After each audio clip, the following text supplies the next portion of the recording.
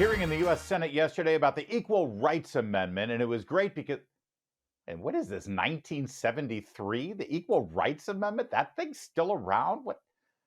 Let's get to the bottom of this. Joining us right now is Emma Waters with Heritage Foundation. I believe, Emma, the Equal Rights Amendment predates you by about 3 decades. Thanks for joining us. Thanks for having me on tonight, Larry. What was even at play yesterday? I'm only half joking. I thought this thing died a natural death in the 80s. Why is this even still relevant?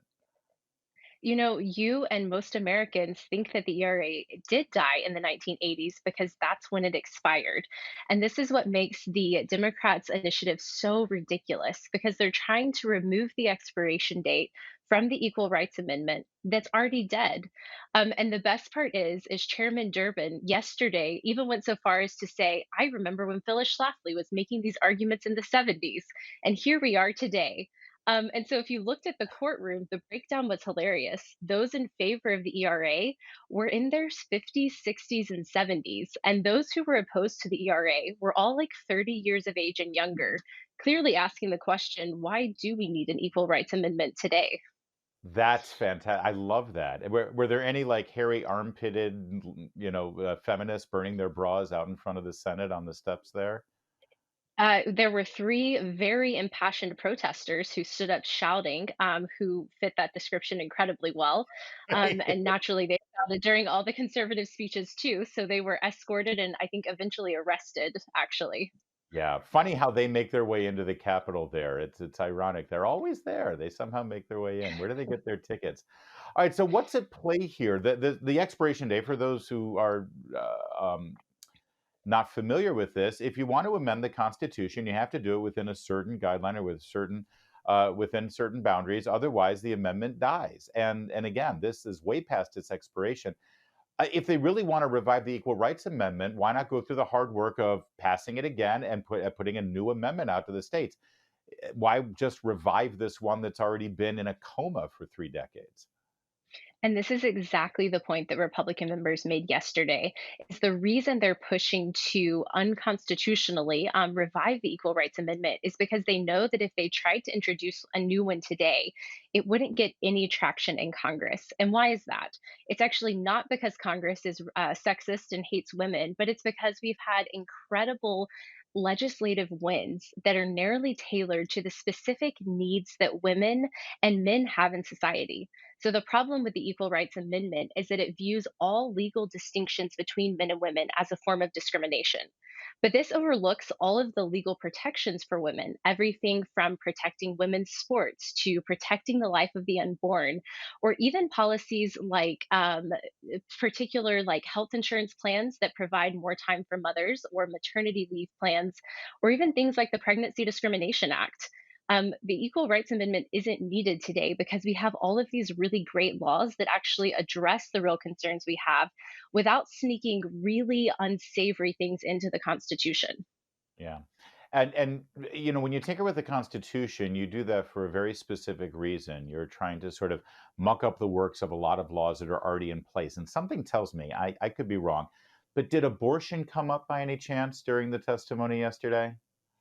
And this is where the progression is just too good to be true. So, at the very beginning, one of the Republican members asked one of the pro ERA legal scholars, "So, what impact is this going to have on abortion?" And she refused to answer directly and just sort of Mm. sidestepped the question.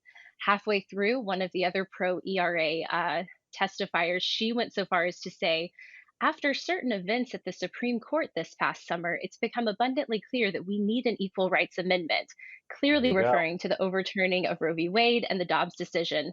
But the best part came at the very end. So Chairman Durbin was asking questions of Jennifer Bracchiaris at the Independent Women's Forum.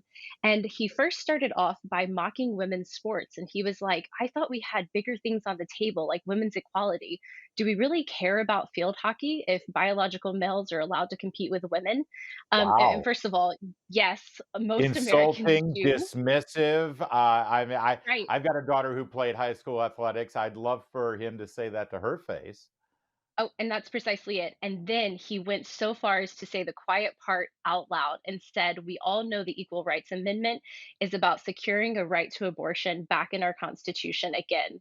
There you And go. the conservatives were like, "You've made the argument for us. Thank you so Thank much, you. sir." But this So really just does come this is down a to finding a backdoor way. way of codifying Roe v. Wade actually in the Mhm. language of the Bill of Rights and the Constitution via amendment without actually putting abortion back into the Constitution.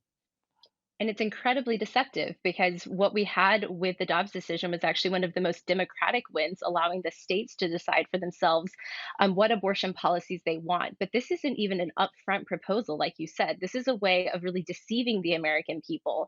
And the problem is it's going to take it, it would take it further than even Roe v. Wade. So in New Mexico, for example, they do have a state level equal rights amendment. And in 1998, their state Supreme Court ruled that not only did the Equal Rights Amendment provide a right to an abortion, but it provided a right to taxpayer funded abortions based on their interpretation of sex discrimination. And so Wow. we can expect to see the same thing if the Equal Rights Amendment was put back in the Constitution, because we know the motivations of those on the left when it comes to abortion. And then politicians don't have to worry about getting their hands dirty with the messy business of legislating and actually voting on things that are incredibly unpopular, like using taxpayer funded tax dollars for funding abortions, because, hey, it's in the Constitution. There's nothing we can do about it. One other problem, though, with the Equal Rights Amendment, this is not the late 60s, early 70s. I mean, things have changed quite a bit because of gender ideology. Did this come up at all? I mean, the idea of discrimination on the basis of sex, I'm told there's no such thing as biological sex. It's all gender.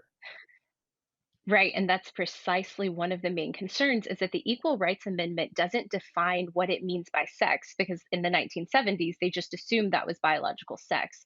Today Oh, with rulings like those Bostock fools. and What were they others. thinking back then? They were nearly as advanced as we are now. Precisely, precisely. But with other Supreme Court rulings like Bostock that now redefine sex to include sexual orientation and gender identity, there is no reason why the word sex in the Equal Rights Amendment wouldn't be interpreted the same way.